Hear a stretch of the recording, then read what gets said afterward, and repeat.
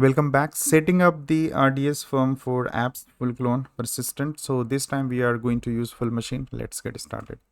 Go to forms once again. In last video we have the configure. We have configure the instant form, right? This time we are going to use full image. Click on add manual form.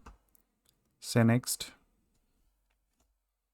Give the convenient name to understand what this form all about. Okay, RDS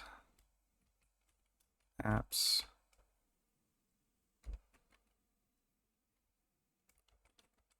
persistent.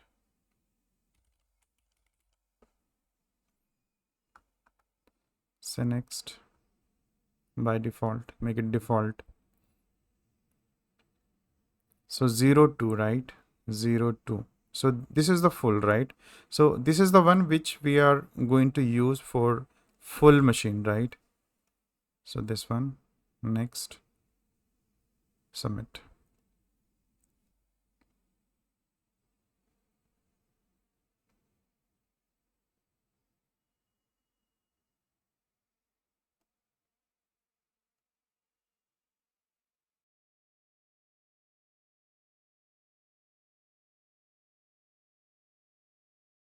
Refresh. Okay, now it is available.